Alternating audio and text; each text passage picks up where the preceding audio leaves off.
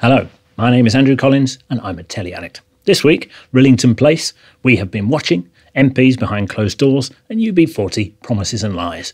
But first, all good things must come to an end. And this has been one of the best good things. I won't give up until I find your daughter. Do you believe that? No! I want to sleep in the shed, and I need you to lock me in. I'm coming, but I ask that you take this man into custody also. On what grounds? On the grounds that he abducted Sophie Giroux and Alice Webster. The Missing had The Missing to beat. 2 years ago, pretty much out of nowhere, two jobbing comedy writers, Jack and Harry Williams, constructed an elaborate Euro thriller centred around the abduction of a child. Its ratings grew and grew over 8 weeks, and it was agreed to be good. But how to follow it? What are you saying? I'm not saying anything. Well, not with the overcooked whodunit, One of Us, which is what they did follow it with. They followed that with The Missing Series 2, and I think I'm right in saying that it was agreed by all to be even better than The Missing Series 1. If I'm right, he knows I've seen him for wheels, and he'll already be gone. You can have this, if you're good. The first Missing was set in France and shot in Belgium for tax reasons. The second one was set in Germany and Switzerland and shot in Belgium for the chocolates and tax reasons. But once again, this time directed by Ben Channon, the atmosphere was present and correct.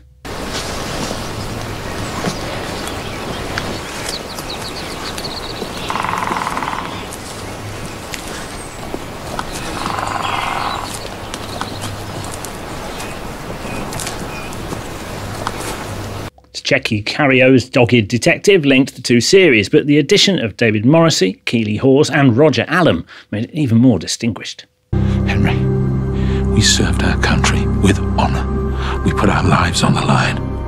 Imagine if the only thing we're remembered for in our lives is that one horrific night.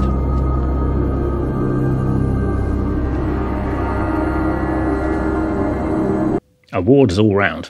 Now, let's keep it gloomy with the worst episode of Homes Under the Hammer I've ever seen. Apparently, it's a very sought-after area. Yeah, really up and coming. The house itself needs a bit of tender love and care, bags of character, more of a project, really.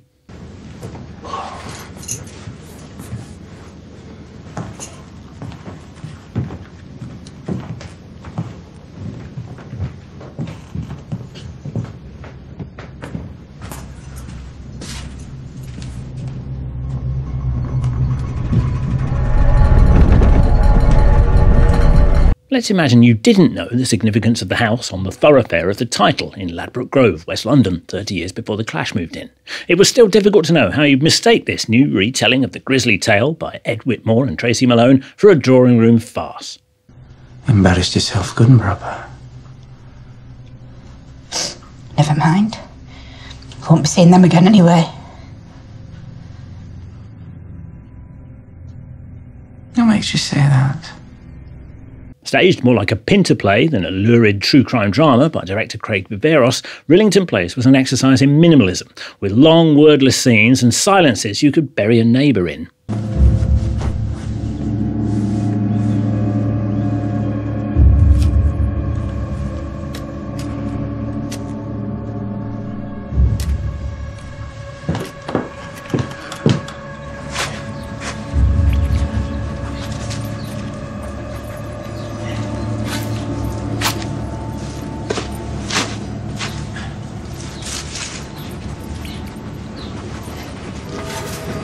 I found myself mesmerised by the first episode, ghoulishly enjoying the normality before the mayhem, with Tim Roth and Samantha Morton wringing every last drop of gothic tension from the mounting sense of place.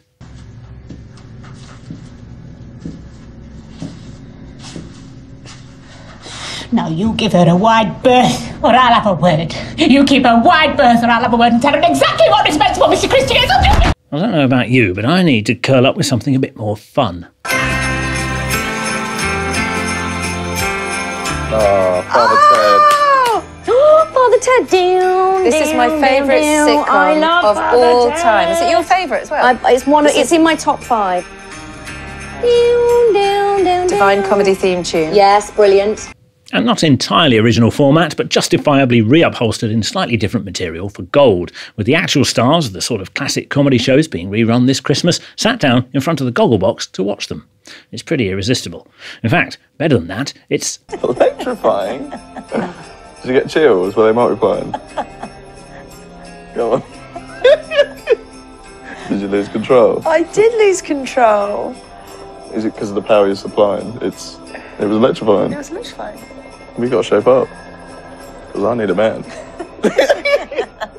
There was no doubting the genuine rapport between the giggly him and her, nor the robust real-life surrogate father-son bond between Jim and Anthony Royal. But I was more intrigued by the slightly cold relationship between Bainton and Howick from Horrible Histories. That's not their house, by the way.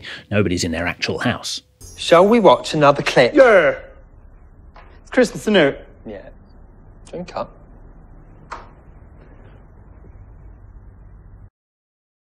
While a self-indulgently Dealey Bopper-wearing celebration of itself, we have been watching was not all promotional puff. Ground floor perfumery, stationery and leather goods, wigs and... Funny series. Did you watch it? Yes, I did, yes, yeah. I never liked it, man. Never liked it. And Mr. Slocum playing with their pussy and all that kind of stuff. It's all a bit obvious. You know those programmes where they show clips of old comedies? Yeah. That's the only context in which I've ever seen IUB. Yeah, so. I know, yeah. Like all good festive feasts, the show was always one cracker away from lachrymosity throughout.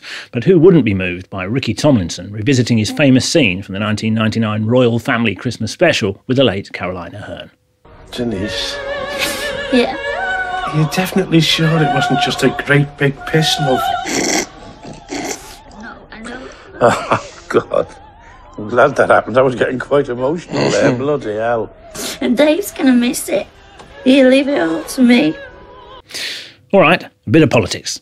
I feel ashamed to be British. We're the laughingstock of Europe at the moment, I think. That's what it looks like. OK, we're rather different end of the scale on this. I feel very proud to be British. It's in our own democracy.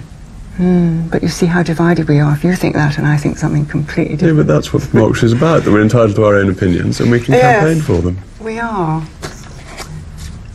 This one-off documentary gave us a fly-on-the-dreary constituency office wall view of 3 MPs in surgery, although it was the constituents who were doing most of the surgery. I would like you to do something for me. I would like you to phone the Housing Association up now and see if you can get an housing officer. And once you say you're an MP, I bet you get an housing officer straight away, and I bet you get the main boss. You're my MP. Yeah. Why can't you help us tenants? I can help you. And just phone up now. You want me to phone up now? Please.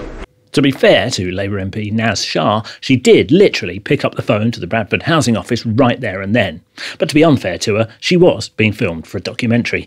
Perhaps all MP surgeries should be. The only other thing I was going to ask as a favour is whether you would be able and willing to do a photo shoot with the campaign group at some point. Yeah. Thursday, Friday next week, maybe? That would be great. Good. Nick Clegg saying yes, when saying yes or no goes against all political orthodoxy. Cowed by failure, he seems much happier. And, the main thesis of this documentary, more human. Do you think they're quite surprised to find out that you're human? I don't know. That's a very difficult question to answer. The gift of seeing oneself as others see one is a very great one, and I'm not sure I have it as completely as I would wish. Which is a long-winded way of saying yes. Like it or not, this glimpse into the frontline nature of the job that only people who don't want it should be allowed to do really did humanise the 3 MPs who agreed to be on it.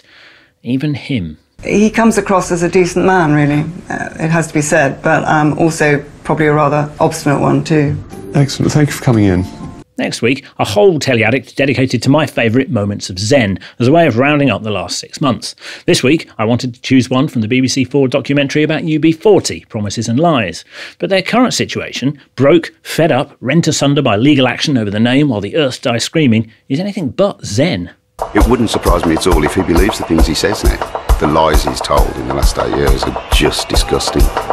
It's a pathological lie. You know, saying we've ruined the band's legacy and ruined reggae music. Really, we're starting again. We're trying to reclaim the name before the legacy's destroyed. It's worth seeking out on the iPlayer with the proviso that it might break your heart. Here's the band in happier times.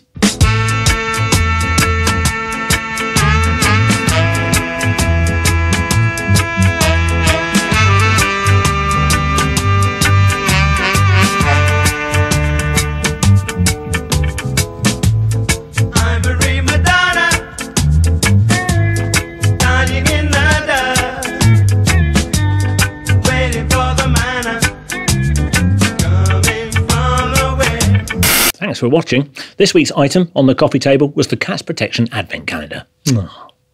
You can watch We Have Been Watching on Sky or BT Catch Up. And don't forget, watch things on UKTV Play, subscribe to the UKTV YouTube channel, let us know what you've been watching, and tune back in here for next week's Moment of Zen special. See you there.